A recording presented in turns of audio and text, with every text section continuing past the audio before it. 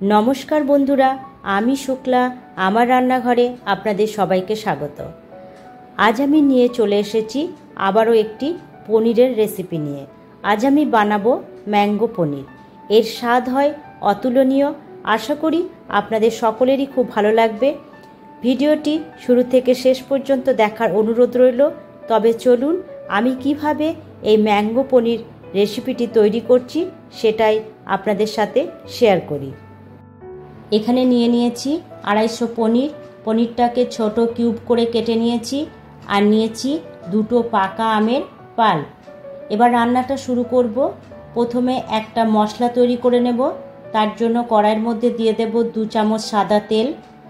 তেল গরম হয়ে গেছে, এর মধ্যে দিয়ে দেব একটা এলাচ, 2 টুকরো দারচিনি আর দেব 1 চামচ আদা জিরে কাঁচা লঙ্কার পেস্ট। মশলাটা 2-3 সেকেন্ড ভালোভাবে কষিয়ে নেব। কষানো হয়ে গেছে, দিয়ে দেব 2 কেটে রাখা টমেটো, দেব সামান্য নুন আর সামান্য একটু হলুদ, আর দিয়ে দেব 1/2 চামচ লাল লঙ্কার গুঁড়ো, আর দেব 10-12টা কাজু, 10-12টা কিশমিশ।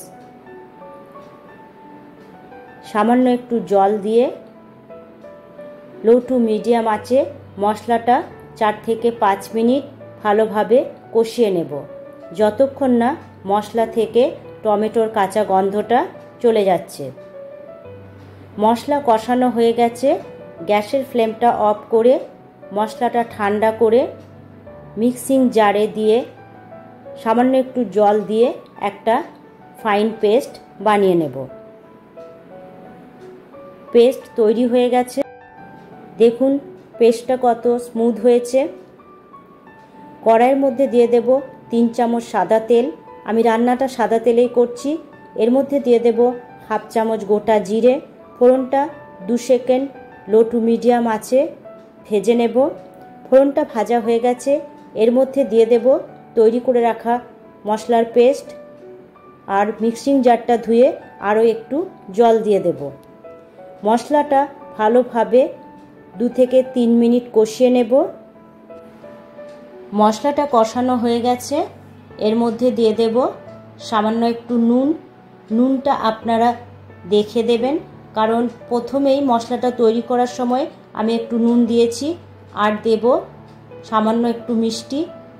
আবারও 2 থেকে 3 মিনিট মশলাটাকে কষিয়ে নেব।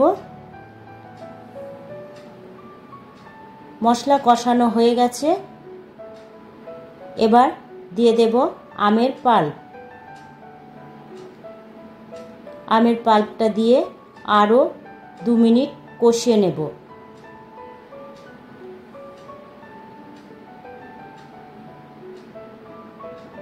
কষানো হয়ে গেছে, দিয়ে দেব পরিমাণ মতো জল। আমি এখানে 2 বাটি জল দিয়েছি।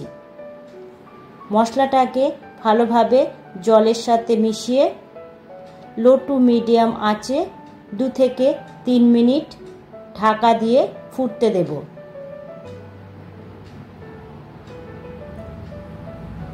3 মিনিট পর ঢাকা খুলে দেখে নেব গ্রেভিটা ফুটে উঠেছে। এবার এর মধ্যে দিয়ে দেব কেটে রাখা পনিরগুলো দিয়ে গ্রেভির মধ্যে ভালোভাবে মিশিয়ে দেব। আবারও ঢাকা দিয়ে 2 মিনিট হতে দেব।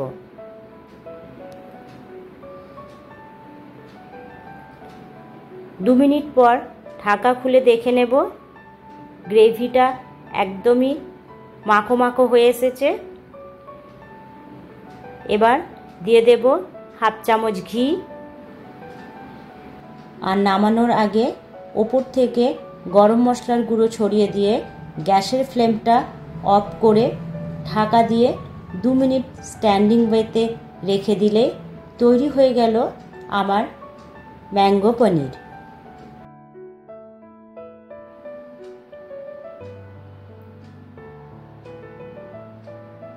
2 মিনিট পর ঢাকা খুলে নিলাম। এবার গরম গরম সার্ভ করব।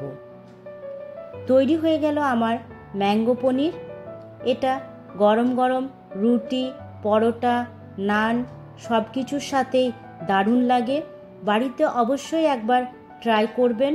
আর আমার এই রেসিপিটি কেমন লাগলো অবশ্যই কমেন্ট করে জানাবেন। ভালো লাগলে একটা লাইক ও শেয়ার করবেন। আজ তাহলে এই পর্যন্তই, দেখা হচ্ছে পরবর্তী ভিডিওতে। টাটা।